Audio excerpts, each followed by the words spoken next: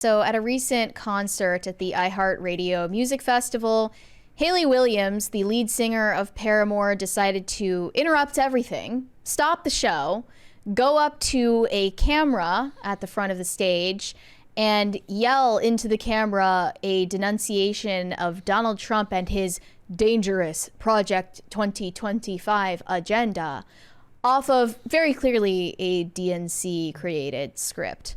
So let's take a look at that video. It's like our cringe of the day too. Electric Boogaloo. Here we go.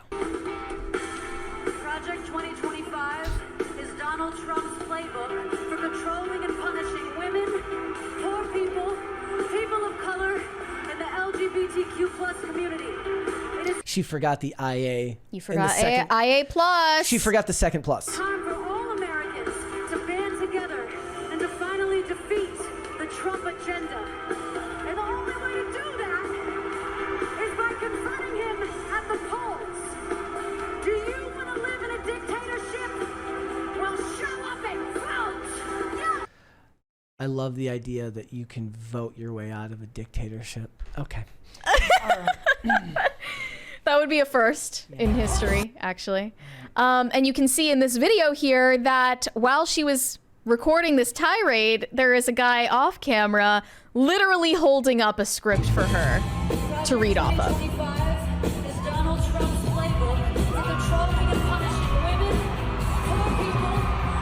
She has great eyesight.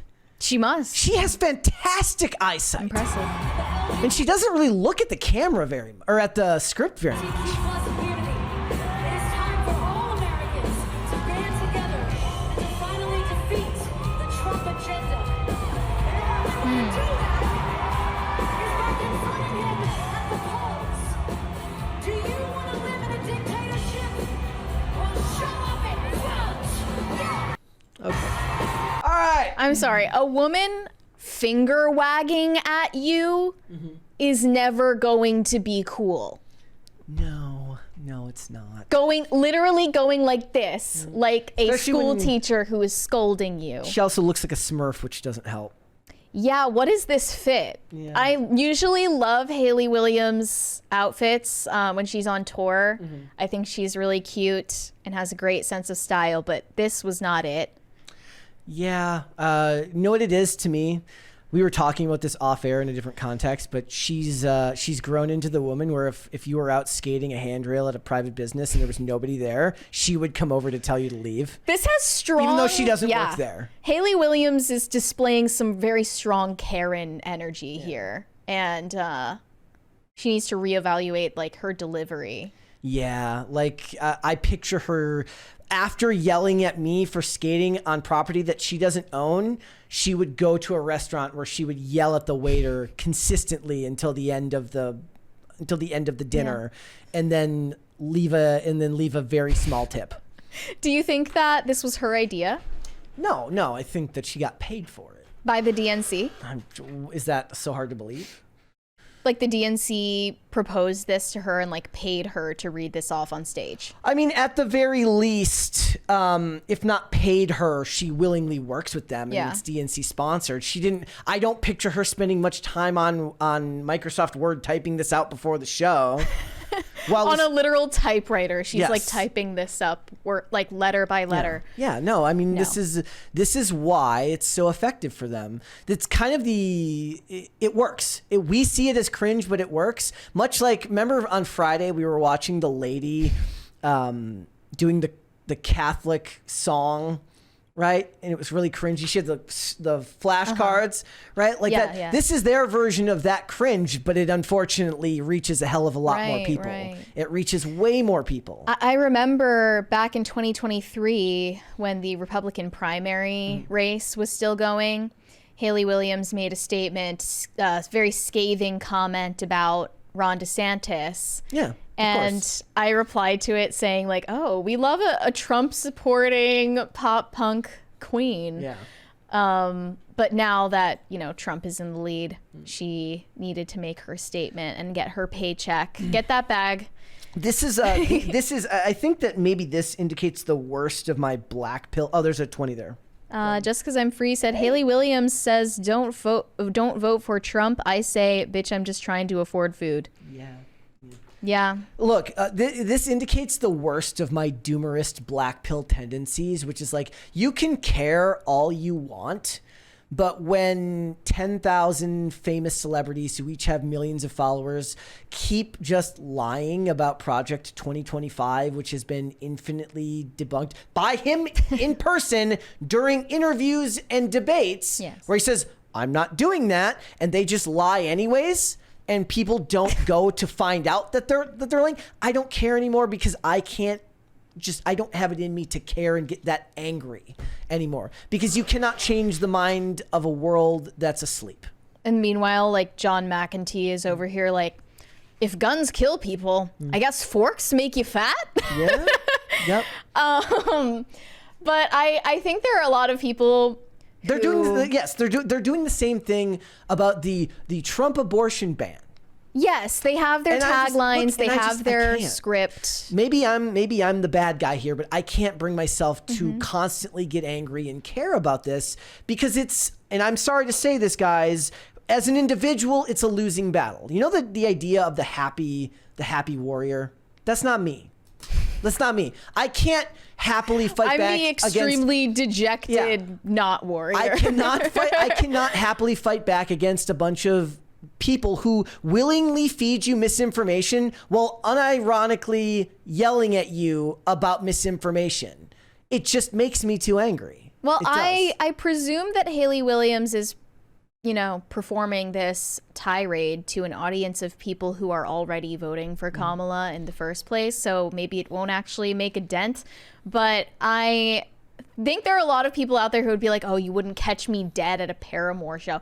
I'm the person that you would catch me dead at a Paramore show. Yeah. Like, I do. And you're like over there like, what is this dangerous Project 2025? I better go look it up. I'm very intrigued. Ooh, the Heritage Foundation. If I were there, I would be kind of pissed off that you're like using screen time, you're using stage time at an event I paid to watch you perform at, to go on a screed against a political candidate. Like, you're actually stealing my money. I'm actually watching you throw my money into a furnace by doing this. It was like when everyone got mad at, like, was it like Adam Lambert for talking about gay rights at like I think it was actually Christmas, or David Archuleta. Yeah, it was David Archuleta, the even more washed up American Idol guy. He kept talking about LGBTQ rights at like Christmas concerts, and everyone's like, look, we're just here for the Christmas concert. It doesn't really have anything to do with that. And I would be willing to bet that, most of that audience isn't conservative, like in the extreme, and don't really care. They just want to, it would be like me watching The Chosen, then all of a sudden Jesus turns to the hard cam and starts talking to me about abortion. But from the DNC, right? Yeah, and funnily enough, this came up last week when I was on IRL. We were talking about musicians and their shift away from Christianity and sometimes their own roots being raised in conservative families. I think Chappell Roan is a huge example of that, but Haley Williams is as well. And I wanted to find out once and for all, like, is or was Paramore a Christian band? Because I think the band members have been outspoken about the fact that they were raised, at least culturally Christian, raised in the South in relatively conservative families and social circles. But understandably, once they, got more successful, started touring the country and the world and being exposed to just the obviously extreme radical left positions in the entertainment industry they're a part of, they shifted away from that, and it became far less fashionable to be even implicitly Christian. Well, yeah, I mean, like, as musicians, even if you're not even a politically aligned person who's their manager or their agent, not even if you're a liberal or a leftist, you just say, look, you need to appeal to the largest market demographic you can, and shifting away from this theoretically will help you. Well, back in like the mid 2000s, whenever Paramore was like first coming up, it actually wasn't a huge problem for a band especially an alternative like pop punk band, to have some Christian themes in their songs, like Flyleaf, for instance. And there were a lot of metalcore bands Anberlin that I was used to talking listen about to too, like Anberlin. Under Oath. The Yeah. lead singer of Under Oath actually came out later and said that, you know, Christianity ruined his life or something. So all of these people who once were very publicly, outspokenly Christian have made the decision to distance themselves from that or openly denounce it. So I went to their Wikipedia. It says the band members of Paramore identified themselves as Christians in the past. And in an interview with the BBC, Josh Farrow stated, quote, "Our faith is very important to us. It's obviously going to come out in our music, because if someone believes something, then their worldview is going to come out in anything they do. But we're not out here to preach to kids. We're out here because we love music." He later cited differing views on Christianity between him, his brother, and Hayley Williams as one of the reasons for their departure from the band in 2010. In an interview in 2022, Hayley Williams described herself, York, and Zach Farrow as being, quote, "at different stages of unraveling their relationship to faith." And she has, you know, kind of stepped back from even identifying as Christian. Most of her fans now believe that she believes in a higher power and is spiritual. Wow, I bet you that annoys you even more than if she was an atheist. Actually, yes. Yeah. Yes, it does. And then I think during like the pandemic period, I knew that would annoy you way more than if she was an yeah. atheist. Yeah, because it's like you want to play both sides. Yeah. But I think like a few years back, she was talking about voting once again and how that is related to your faith. And she made this statement like, you know, just because you're Christian doesn't mean you have to like vote a certain way. And she said in her caption, "Men who can't condemn racist actions, beliefs, or lifestyles are not pro-life." Like, if you're voting for Kamala Harris, like, you're not pro-life. Like, I'm sorry, that's just not, you can't claim that label. By their logic, nobody should be voting for Tim Walz. Did you see that photo of him with his staff? It was like the whitest staff photo I've ever seen in my entire life. They're all just hypocrites. So not diverse. It's one thing to use the diversity card if it's an actually diverse staff. It's another thing to just use it as a platitude, which is why you're better off just not using it at all. Now all of their religion is just like, focus on hiring the right people.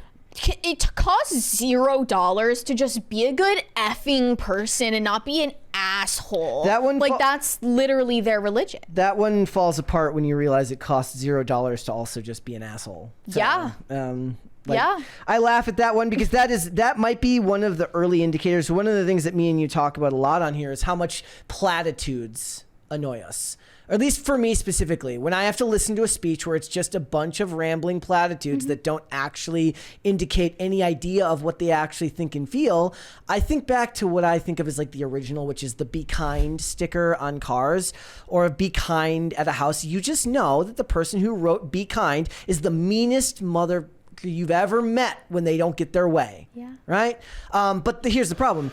"Be kind" is actually a phrase that's perfect for zealotry and ideologues, because to them, you don't need to be kind if you're doing so in the service of making sure that society is kinder, because you are anointed. You're allowed to not follow your own rules because you're doing so for, quote, the greater good. Yes. The ends justify the means, and as long as you are fighting for... And both sides are guilty of that notion of the ends justifying the means. Well, but in this case, we're not like, speaking about political sides. I'm just saying anybody who uses that phrase. As for like speaking in platitudes, though, it doesn't matter who it is. I am annoyed by it. Yes, Even exactly. if it's somebody that I'm more ideologically aligned with, if you are saying something without meaning anything, I believe you are a liar. Because you're manipulating language to speak at length without actually stating anything, without actually taking a stance that is unique to you, that originated in your brain, that came from somebody else. That's getting harder and harder. That's almost just lying. It's getting harder and harder these days because most people don't sit with their ideas. What it is that you basically collect an amalgamation of ideas because you are read on the subject, right? Or in this case, watched, because you watched a bunch of stuff about it, and that's fine. But then what it is like, and I think everyone is a little bit guilty of this, is that you cultivate a bunch of different sources, which is where you get your information from, and you pick and choose which ideas between all of those sources you tend to agree with. Now, there's a difference between finding ideas that you agree with and formulating unique thoughts, okay? And at the pace news moves these days, it's very hard. In fact, the people who are very, very good at it are more exceptional than they get credit for, because most people don't have the time to sit there with an idea and then write out in a completely nuanced take on what they believe on it. What it is they listen to 10 people and they find a couple ideas they like from each person. I don't think that that's necessarily a bad thing. It just means that they interact with the ideas differently than somebody who may look at a general topic and then start sourcing what they think about it in their own brain. Well, far too many people are looking to entertainers like Haley Williams, for instance, to form a consensus on what is acceptable to believe. And that's just the latest example of it. Celebrities, every single day, there's a new headline of someone saying the exact same thing, touting the exact same script. I don't think that you could differentiate what Haley Williams just said from what Billie Eilish and her brother Phineas said last week. Exactly. It's literally the same script. It's the dangerous They are not Project worth listening 2025 agenda. Yes. Thanks for watching. Listen to full episodes of Pop Culture Crisis on Spotify. Keep up with us on social media and make sure you subscribe and ring that bell so you never miss the show. Bye, guys.